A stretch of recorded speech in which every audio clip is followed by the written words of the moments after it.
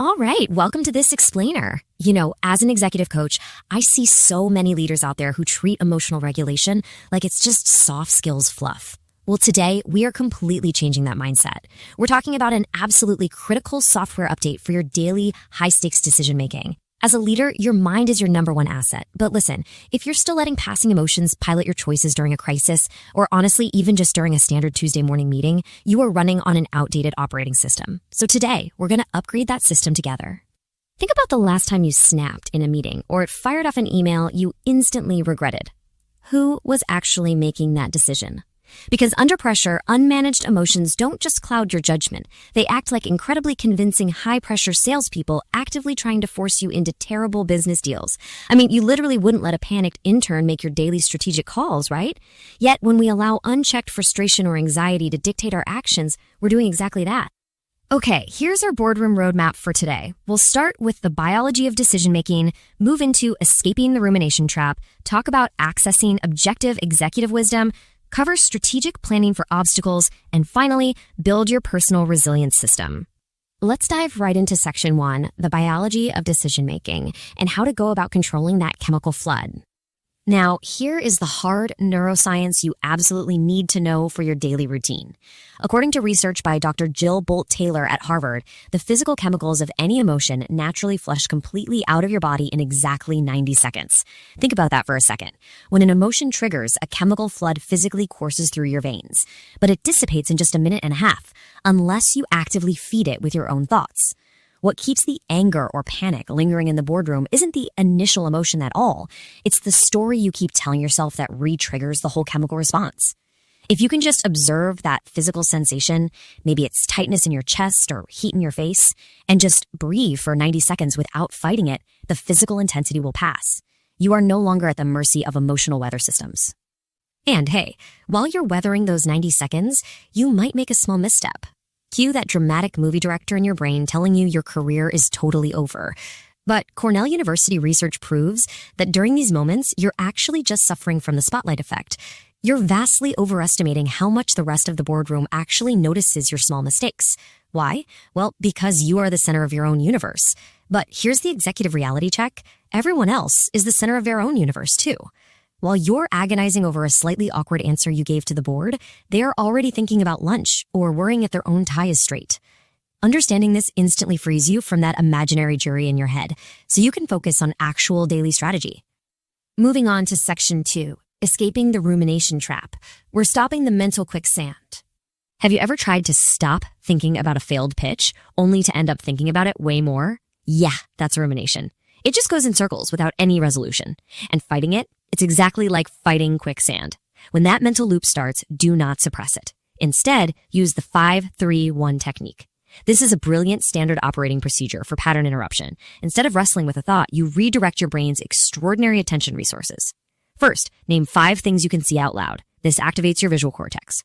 Second, physically move locations. Honestly, even just standing up and walking over to the window works. Third, do 3 minutes of an absorbing activity that requires real focus, like counting backward from 100 by sevens. Finally, take 1 productive action. This redirects all that mental water into a constructive channel rather than hopelessly fighting the current. Once you've broken that cycle, you need to actively change your internal dialogue. Research from Michigan State University shows that simply switching to third-person self-talk creates instant psychological distance. When you say, "I can't handle this setback," you're completely fused with the emotion. You're trapped in your brain's limbic system. But when you replace I with your own name, like John can handle this setback, or Sarah will find a way through this, you activate your rational prefrontal cortex. You literally turn on the wise advisor part of your brain that you normally use for counseling your friends and colleagues. It instantly turns you into your own daily executive coach, giving you objective guidance right on demand. All right, section 3, accessing objective executive wisdom. This is about shifting your perspective on demand. Listen. Disappointment in business isn't actually caused by what happens. It's caused by the gap between what you expected to happen and what actually occurred. Cognitive reframing is the ultimate tool to close that gap. And let me be clear, this is not naive, toxic positive thinking. Pretending a lost client is somehow wonderful is just delusional. Reframing is about accurate thinking. It's shifting from a catastrophic frame, like I'm a failure, I'll never advance, to an executive frame. Okay, this is one setback. What specific feedback do I need to secure the next deal? One perspective completely closes doors and paralyzes you. The other, it transforms a disappointment into a highly actionable strategic challenge while keeping you firmly in the driver's seat as a leader. And for those grueling long-term business crises, maybe you're navigating a major market downturn or a really painful corporate transition, the Stockdale Paradox holds massive weight. Named after Admiral Jim Stockdale, who survived over 7 years as a prisoner of war, this paradox is the ultimate executive mindset. He noticed that the optimists who set false, arbitrary timelines were the ones who lost heart when their expectations were repeatedly crushed. You must maintain an unwavering faith that you will eventually overcome the challenge, while simultaneously looking the brutal, ugly facts of your present situation dead in the eye. It perfectly balances out delusional optimism and crushing despair. It gives you a sustainable psychological framework for enduring extended corporate hardship and making clear daily choices. Which brings us to Section 4, Strategic Planning for Obstacles. Time to anticipate the roadblocks to growth. So get this. According to research by Dr. Gabriella Erngin, purely positive visualization feels so good to the brain that it actually drains the energy you need to pursue the goal. You literally trick your brain into feeling like you've already won. The antidote to this is mental contrasting.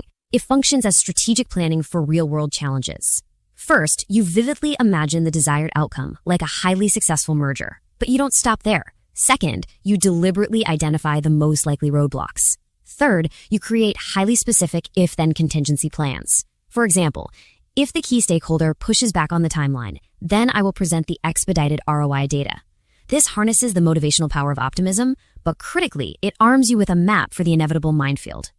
And as you face those inevitable obstacles, you want to cultivate what Nassim Taleb calls anti-fragility. If fragile things break under stress, and resilient things merely survive stress, anti-fragile things actually gain strength from disorder and shocks. It's just like your immune system getting more robust from exposure.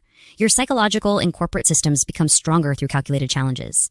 Don't hide from all stress. Deliberately introduce voluntary discomfort into your routine. Go have that difficult conversation you've been avoiding. Build redundancy into your system so no single point of failure exists. The obstacle isn't in your way. The obstacle is the way.